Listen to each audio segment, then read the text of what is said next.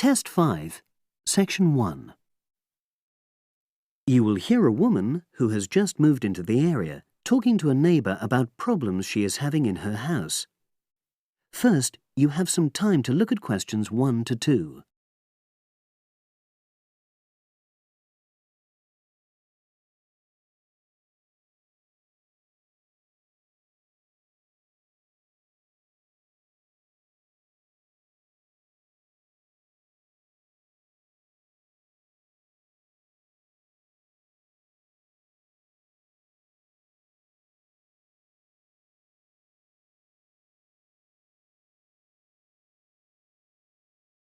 You will see that there is an example which has been done for you. On this occasion only, the conversation relating to this will be played first. Oh, hi Ruth. How are you? I'm sorry to bother you, Alistair, but I've been having some problems. Oh, come on in. What's happened? Basically, I had a leak from one of the pipes in the bathroom, and water started coming through downstairs, and the kitchen ceiling's badly stained. I've got the leak fixed temporarily, but I wasn't happy with the plumber, and I wanted to ask your advice. Of course. Well, the first thing I'd say is make sure you choose a local company. That way, if things go wrong, you're close by and it just makes things easier. Alistair says that Ruth should choose a local company, so local has been written in the space. Now we shall begin. You should answer the questions as you listen, because you will not hear the recording a second time. Listen carefully and answer questions 1 to 2.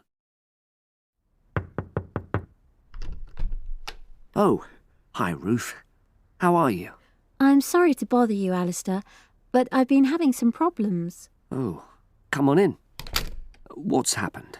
Basically, I had a leak from one of the pipes in the bathroom, and water started coming through downstairs, and the kitchen ceiling's badly stained. I've got the leak fixed temporarily, but I wasn't happy with the plumber, and I wanted to ask your advice. Of course.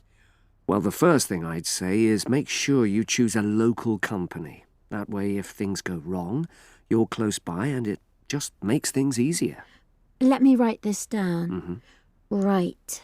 Yes. The plumber who fixed things yesterday was from quite far away, but I chose him because his advert said he did emergency repairs. Well, fair enough. You needed something in a hurry. But another piece of advice I'd give is try to avoid calling anybody on weekends. That'll really bump up the prices. Leave it till Monday if you can. Well, yes, I think I can do that, because the temporary fix should hold. And obviously I'll need the ceiling plastered and eventually redecorated. Yeah, sure. So who would you recommend? Is there a directory? Well, there's quite a good website covering this sort of work. It's www.plasdeco.com. Is that with a K? A C. PLASDECO.com. Got it. Well, I'll try and have a look at that. Yes, it gives price and quality comparisons. Oh, that'll be useful. But I find personal recommendations really helpful as well. You know, you can find out whether you can rely on the company. Well, I know a couple of reasonable plumbers and also some plasterers. Great. Before you hear the rest of the conversation, you have some time to look at questions 3 to 10.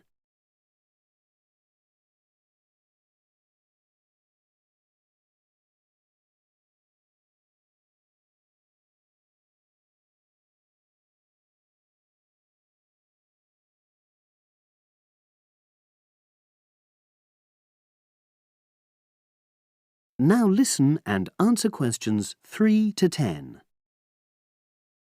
There's a company called Peaks Plumbing. Now, they're a father and son team. They're really friendly and they tell you information you need in a clear way, so they really understand what the problem is. Right, well, that's good to know. Are they reliable? Well, that's a downside. Every single time I've used them, they arrive late. And friends have said the same thing. But is the work good quality? Absolutely. Another one is John Damerel Plumbing Services. He's very good. How do you spell the surname? Damerol. Right, got that. And does he do high-quality work? Well, it's fine, you know, but I wouldn't say that was his main point. Basically, he comes out cheaper, you know, than other people. I sense there's a but. Is he unreliable? Oh, he comes when he says he's coming, but he's not very courteous, and he has the tendency to be messy, you know, so you have quite a bit of clearing up to do. Okay. So it's up to you. They're both good workers, and they won't cheat you. Right.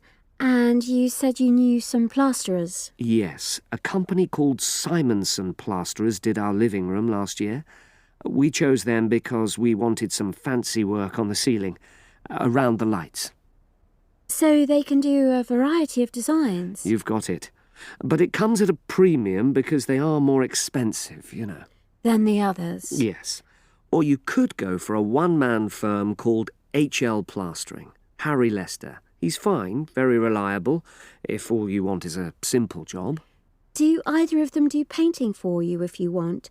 After the plastering's dried out, of course. That's what I was going to say. But I should explain that Harry's quite old now, and so he avoids doing jobs which involve tall ladders, you know. But my kitchen isn't too bad for that. I'd have to ask him if he's prepared to do it. Yeah, sure. So I'll start by looking at the website. All those companies are on there, with their phone numbers, etc. Thanks ever so much. You were such a... That is the end of section 1.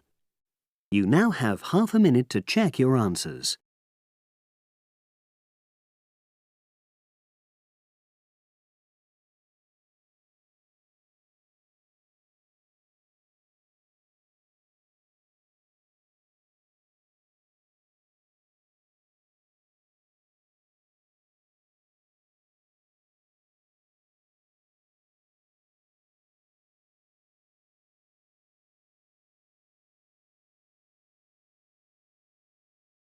Now turn to section 2. Test 5, section 2. You will hear the education officer in a museum giving a talk to school students who are about to start a one-week work placement in the museum. First, you have some time to look at questions 11 to 15.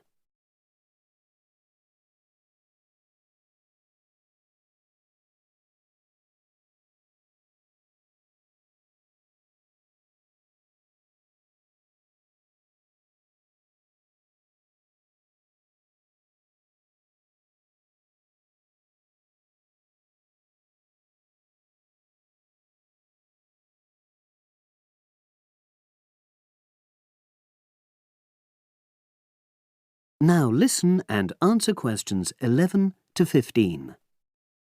Good morning and welcome. We're really pleased that you're going to be joining us next week for your work placement.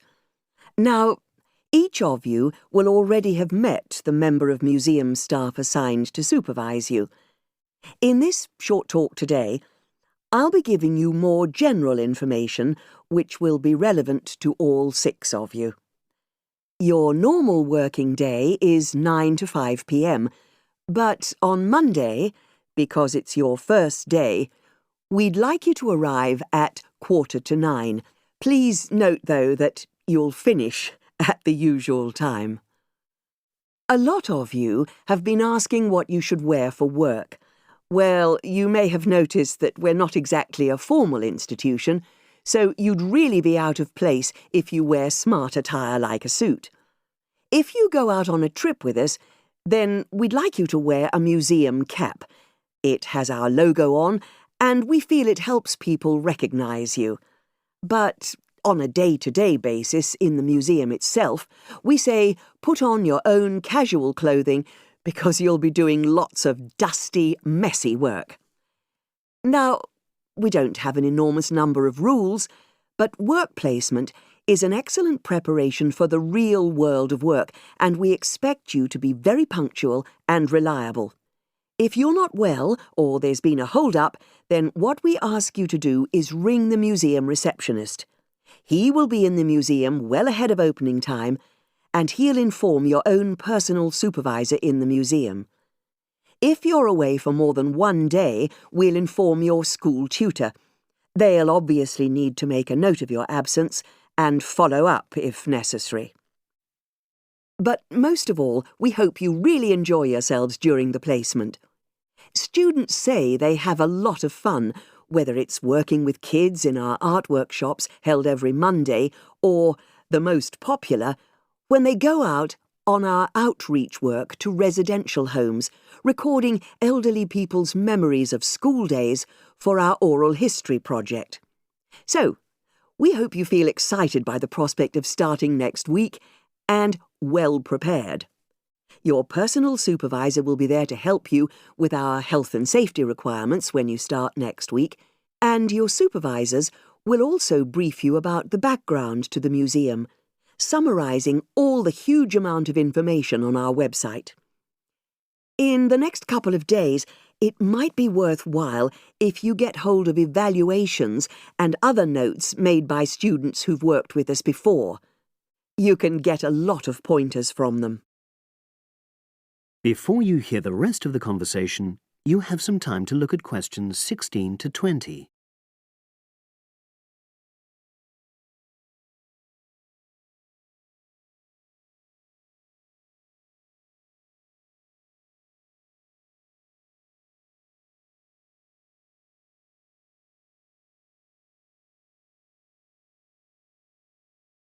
Now listen and answer questions 16 to 20.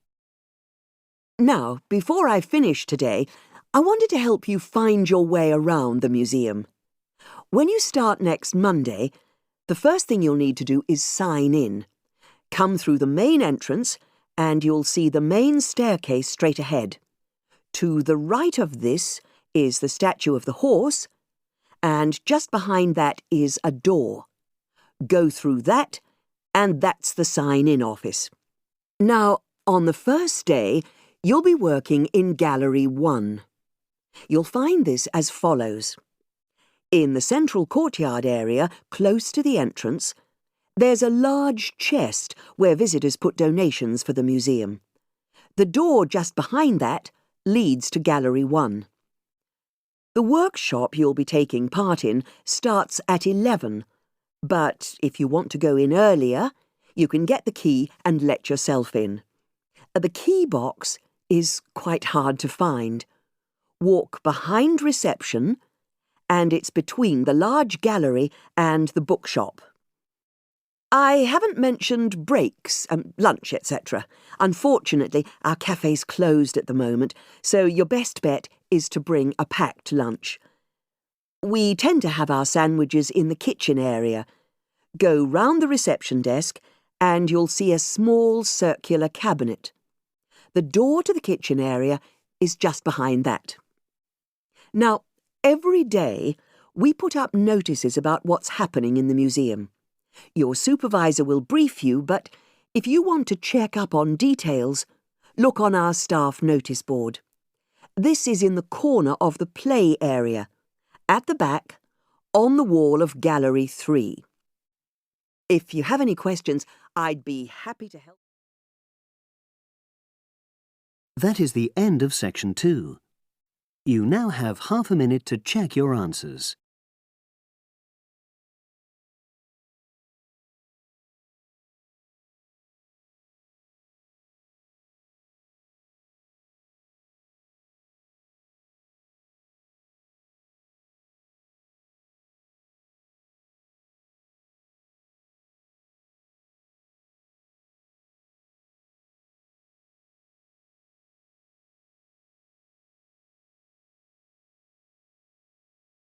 Now turn to section 3.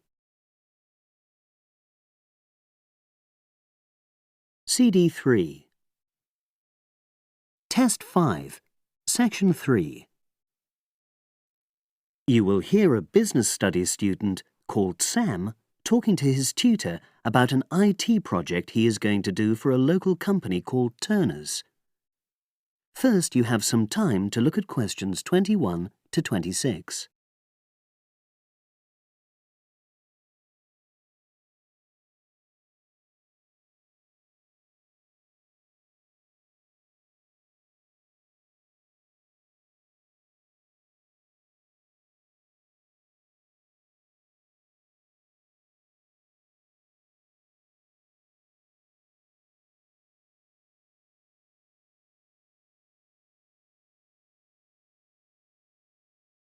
Now listen and answer questions 21 to 26.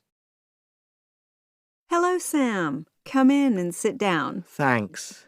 You're here to discuss your company-based IT project, aren't you? Yes, I've been to see the manager and he's given me a lot of ideas about projects that the company would find useful, but I wanted to ask your opinion about them before I choose one. Yes, that's fine.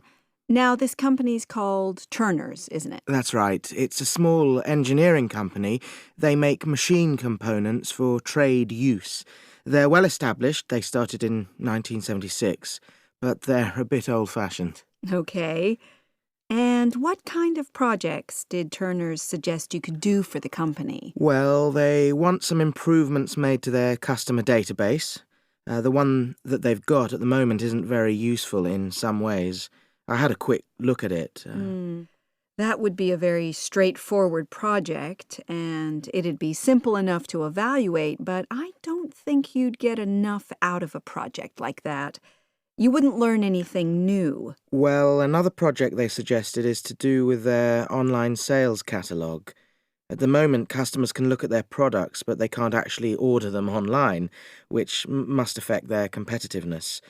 But I said I thought it would take too long. It's quite a big task. You're right. It's too much for the time you've got. It's a pity, though. Then they want some help with their payroll system. At the moment, the way they calculate pay involves a lot of manual accounting. I suggested they could have a system where employees register electronically when they arrive and leave work, so the hours they do could be transferred automatically. I think you'd get a lot out of a project like that. It would extend your skills, but it wouldn't be too much to take on. A student did something similar a couple of years ago, but this is slightly different. Well, then they need help with their stock inventory. They do everything manually. Really? Yes, and it takes so much time. It's probably very inaccurate, too. An electronic inventory would probably be the biggest single benefit for the company. I'm surprised they haven't had it done before. I know. Then they wanted to improve their internal security. The manager had visited other companies where the staff use swipe cards to access various areas of the building. It sounded useful, but the trouble is I'm not really sure how to do it. Well, I think you're right in that assessment. At the moment, it's probably a bit beyond your level of knowledge. Is that all? Just one more. Customer service. They want to be able to collect feedback from their customers in a more systematic way. At the moment, it's a bit of a mess, and they probably lose business as a result. Would that involve you going to see customers at their own premises? Because in that case, you might have to do a fair amount of traveling, and that would incur expenses that haven't been agreed with these companies. I never thought of that. Well, it might not be a problem, but it's something that needs clarifying. Well, I hope that's been helpful in narrowing down the options. Yes, it has, thanks. I'll be able to make a decision now.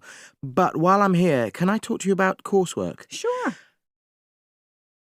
Now you have some time to look at questions 27 to 30.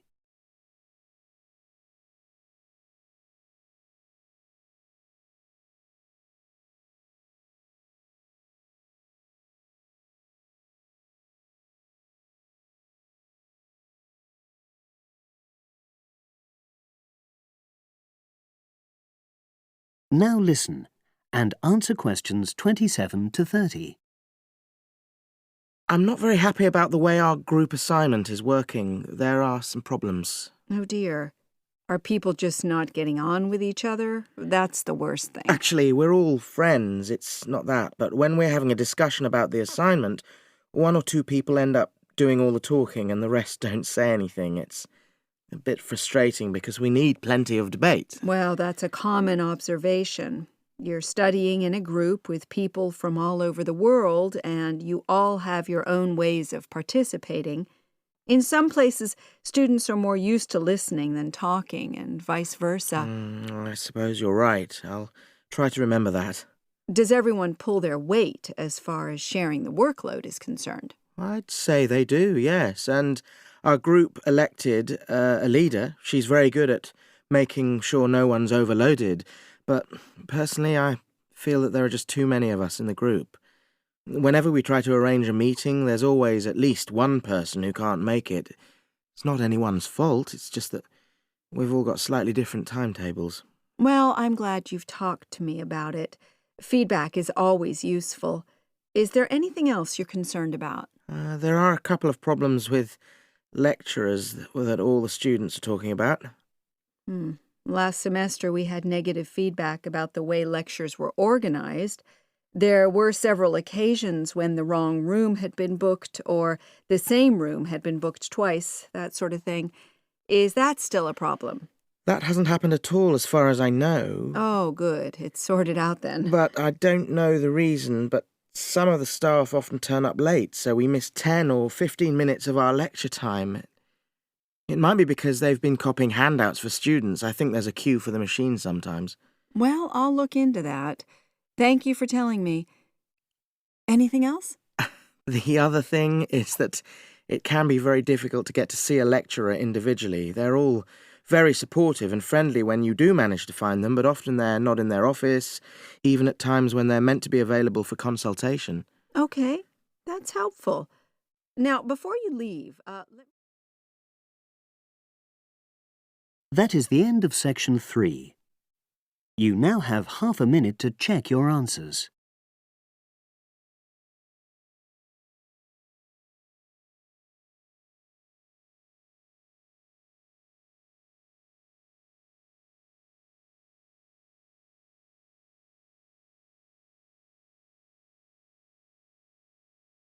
Now turn to section 4.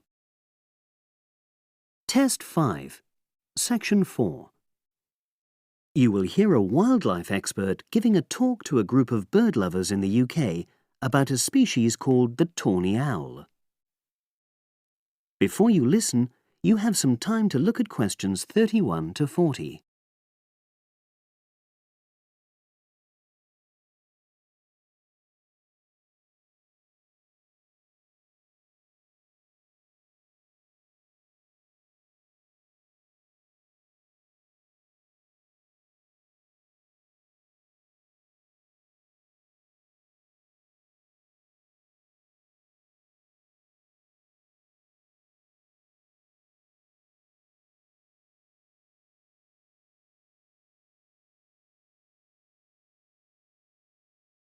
Now listen and answer questions 31 to 40. Good evening, everyone. You're all likely to be familiar with pictures of the tawny owl. Because of all the owl species in the UK, it's actually the most common one. But the chances are that you're more likely to have heard one than actually seen one, as it's also strongly nocturnal. This means that it normally ventures out at night. So, what kind of habitat does the tawny owl prefer? Well, a survey carried out in the 1980s confirmed that this owl is most likely to be found in woodland.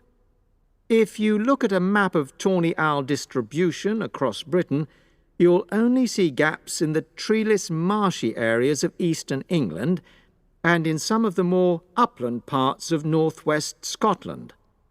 However, you can sometimes find populations of tawny owls in urban areas too, either in parks or in large gardens.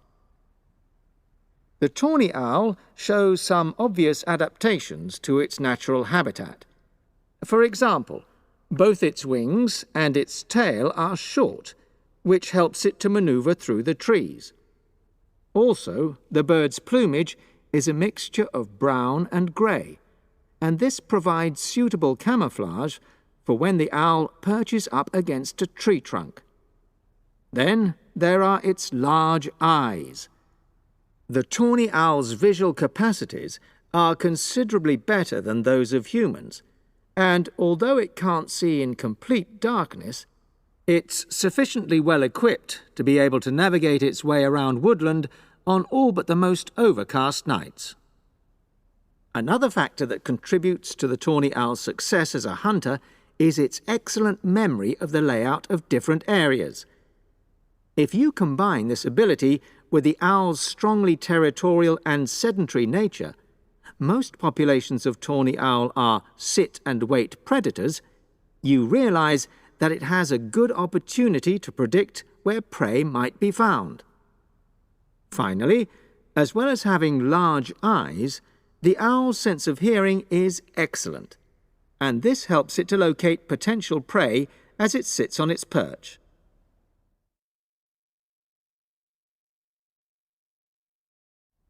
Turning now to the tawny owl's diet.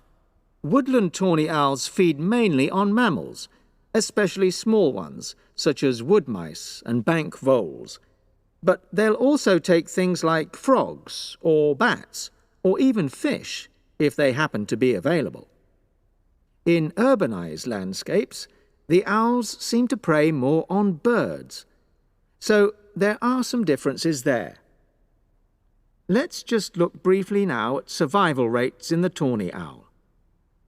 Young tawny owls face a difficult time once they leave home, and 2 out of every 3 are likely to die within their first year. So, with such high mortality levels, it's a good job that established breeding pairs can produce young over a number of seasons and maximize their chances of passing their genes on to the next generation of owls. I've already mentioned the sedentary nature of the tawny owl, but it's not just adult tawny owls that are sedentary in their habits. Young birds, dispersing away from where they were born, rarely move far. The average distance is just 4 kilometres.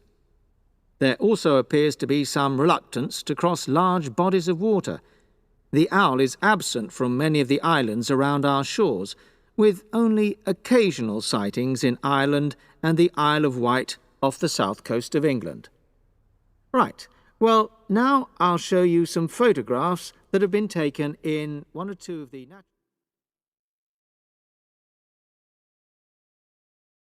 That is the end of section 4.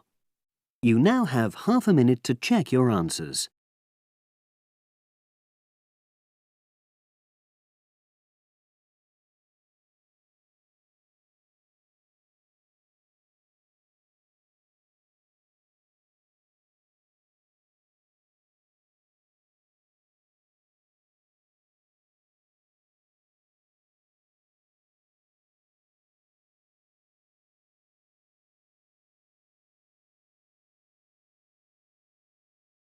That is the end of the listening test.